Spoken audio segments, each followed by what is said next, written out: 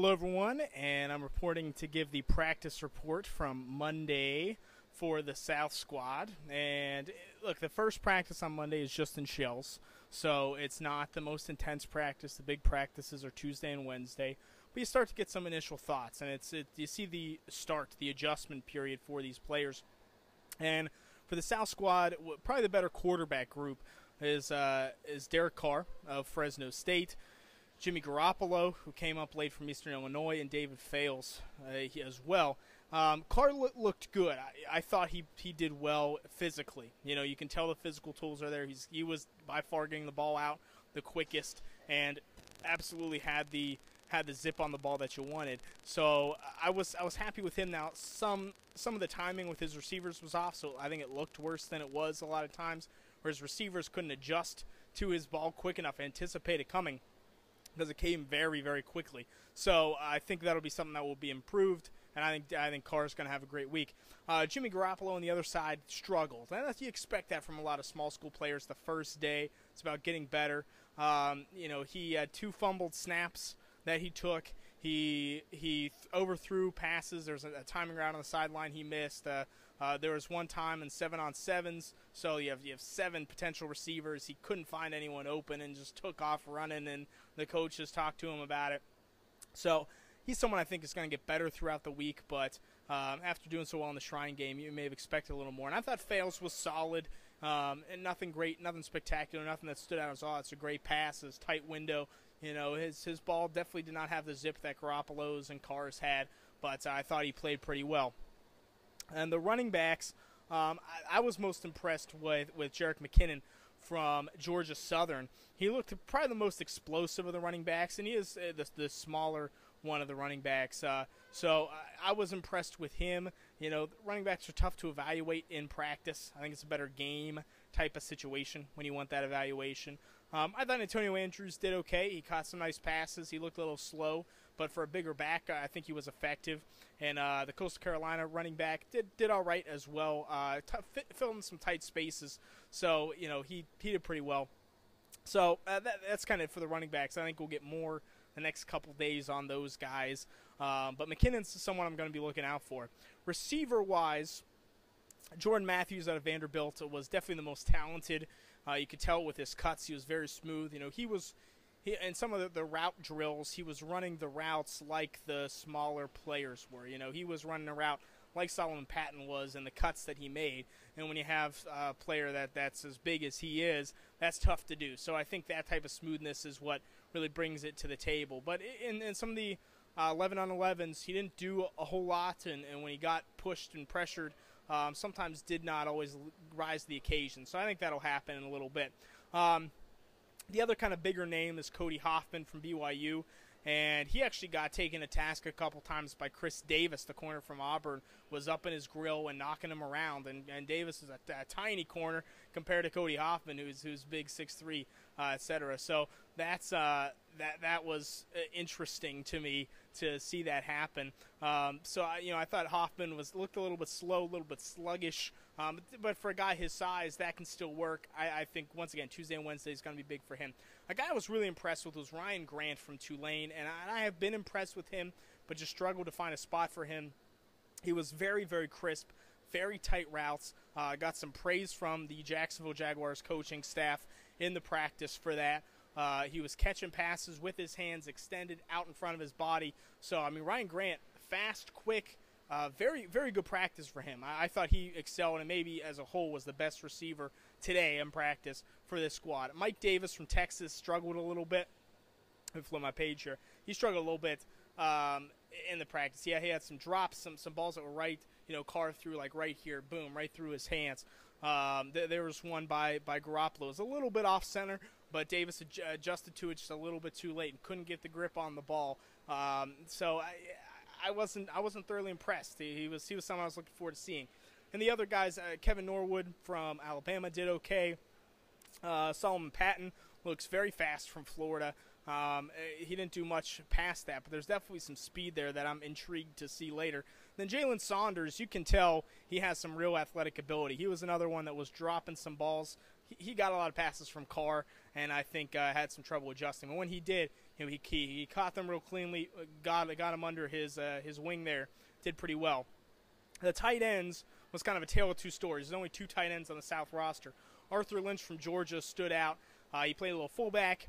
They had him playing some H-back stuff, and he was catching the ball real well. Now, a lot of the routes he ran in the 7-on-7s, 11-on-11s were underneath, very easy, kind of check down type stuff. So he was catching everything, but it wasn't anything difficult. He wasn't really going mano-a-mano, doing too much. But he caught everything. You can't ask for much more than that. Whereas the other side, Marcel Jensen from Fresno State, ball's a little above his head, he can't catch it. The ball's a little bit out here, he can't catch it. So it felt like he had a number of drops, and it was kind of a rough day. He definitely looks the part, but wasn't acting the part in practice today. So we'll see how that unfolds. And then the offensive line, defensive line, I'll go over briefly. It was fun. There was the pit area. We were in Fairhope Stadium, so there's a pit area where they had just one offensive lineman against one defensive lineman. There's a ring of people around them. I was in this ring, like, I'm up, I'm ready to see it. And the first rep that happens was D. Ford from Auburn against Wesley Johnson from Vanderbilt. And D. Ford just blew right past him and gripped him underneath and started pushing Wesley Johnson right into me. I almost went down. I was like, oh, there goes my life. But, D. Ford was pushing him around. D. Ford, probably the most impressive player at this practice. He used his strength on that one-on-one. He used his speed on a number of others. I don't think he got beat once in those drills. And look, those drills are much easier for the defensive lineman because you have the offensive guy on an island, no one to help him. He knows there's no run threat here. But I think D. Ford is really going to really excel. I think it's going to be a start to a good week. On the offensive lineman side, who did well? Juwan James from Tennessee was impressive. He was athletic. He had some struggles against D. Ford, but when we went up against him one time, he did pretty well. And as well as going up against some of the other defensive ends, looked very athletic. Did the kick block when they were trying to rush off that left side. He did really well. The 11-on-11s, he was pretty dominant. So I really liked him. And then the offensive lineman had some struggles in that. As I mentioned, Wesley Johnson, there's one time the Jaguars offensive line coach went up to him and said, I love the leverage you're getting. Your technique, and I quote, sucks ass. So that was right in there and kind of in his face. And then the other guy that had a really rough time was Billy Turner, offensive tackle from North Dakota State. He got beat. Will Sutton just blew right past him, and the Jags offensive line coach just laid into him, started yelling at him in front of everyone. You could tell he was a little bit despondent at that and kind of had his head down, and the body language wasn't good. But once again, small school prospects, you're going from North Dakota State to playing one of the best defensive linemen in the country. It's going to take some time, and I think if Turner sees improvement, he's still going to get drafted really high. We'll see how he does the next couple days. Morgan Moses from Virginia showed some athleticism. I thought he was very good in the 11-on-11s. Had a couple in the pit that weren't so great. Reps, kind of an up-and-down day, but you can tell the athleticism's there. Offensive guard-wise, Joel Bitonio from Nevada I liked. I thought he had a very solid practice. Did not let defensive linemen drive him one-on-one. I really thought that his 11-on-11s were very impressive. He was someone that I liked a lot. And then Gabe Jackson from Mississippi State actually did very well. He's not a big mover, so you'd expect in the one-on-ones for him to not do well. But he was manhandling guys. He was pushing the defensive players the other way a lot of times. And he had a real nice anchor that worked really well for him. He did a little bit of moving out into space on a screen pass in the 11-on-11s and made a block. That was really impressive. And the other guys didn't stand out. Nothing bad or good. John Halapio from Florida, Gabe Carr, they had him playing guard in the 11-on-11s. He struggled some trying to make that position switch. I thought Travis Swanson from Arkansas, the center, played pretty well. Now, he got beat by Will Sutton. I mentioned Will Sutton before. Will Sutton also had a great day. I'll get to him. But Swanson got beat, I think, once that I saw the whole time, and was very, very impressive. And Brian Stork from Florida State, I thought had a decent day. But those defensive players, I mentioned Ford. Will Sutton from Arizona State was the other guy. He was super impressive today. He was using a number of different moves, spin moves. He was doing swim stuff. He was using power. He was using speed and his size. I was impressed. I thought he came in 315 pounds. He looked overweight at the weigh-in. And I'll do a vlog about that, or I should have it up on Draft TV as well, about the weigh-in and the experience today. But I got to tell you, Will Sutton came to play on the field. Maybe he's adjusting that weight well. Looks really good. Did very well in the 11-on-11s, had a good penetrating tackle as well in those drills. So I was super impressed with him. And the other guy I liked was Karan Reed out of Princeton.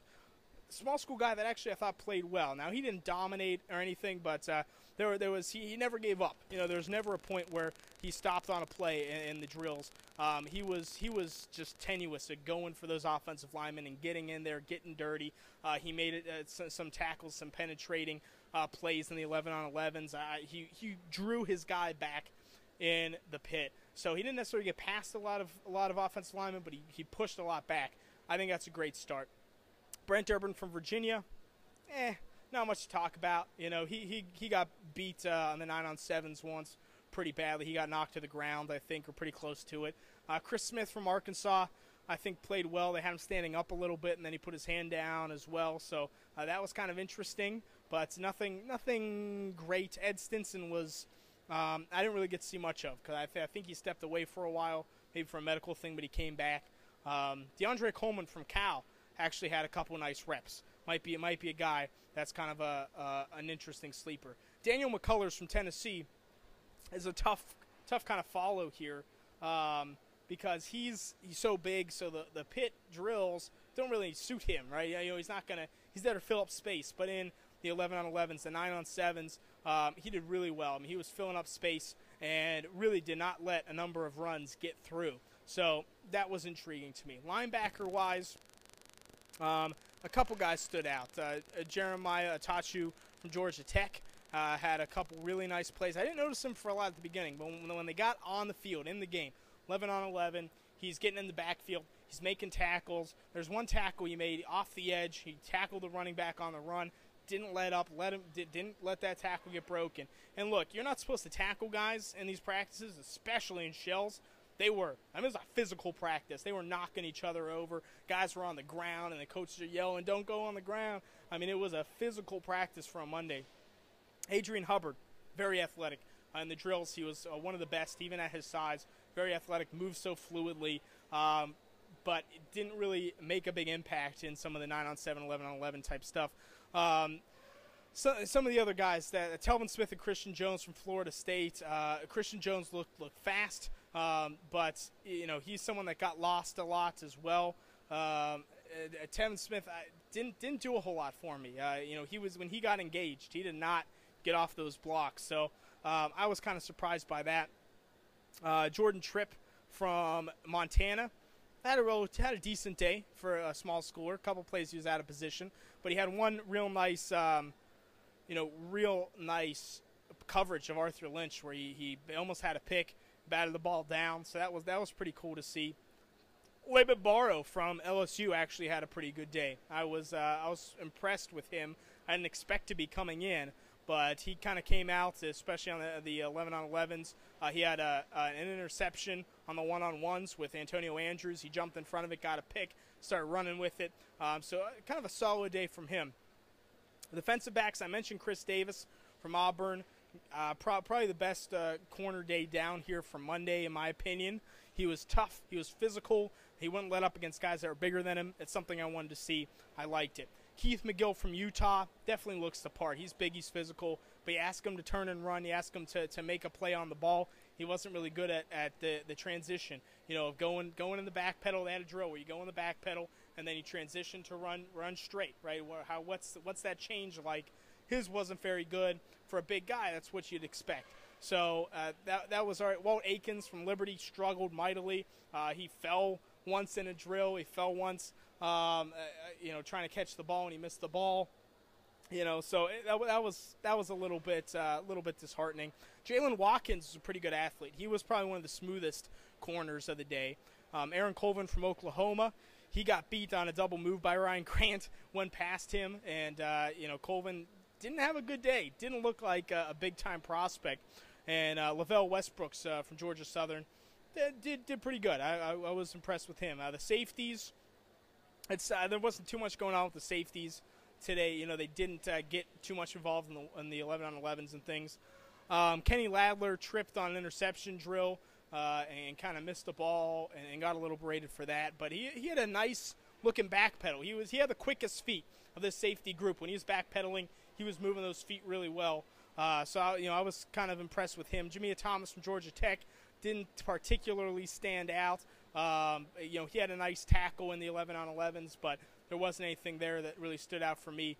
Terrence Brooks is a guy that I saw in one of the drills. He with the back pedal and then you're turning and running upfield for the safeties. He was starting to go and his body was kind of contorted. The coach just stopped him and said, "Look, your eyes have to go before your feet go, or you're not. It's not going to work out for you." So I think he's someone that's progressing along. So hits close to everyone, not everyone. But that's kind of my first thoughts of this South practice. So if you want to see the North practice, there should be something up on the site. And I should have a vlog as well. And hopefully coming in this week will be a lot of the interviews with players. Thanks, everyone.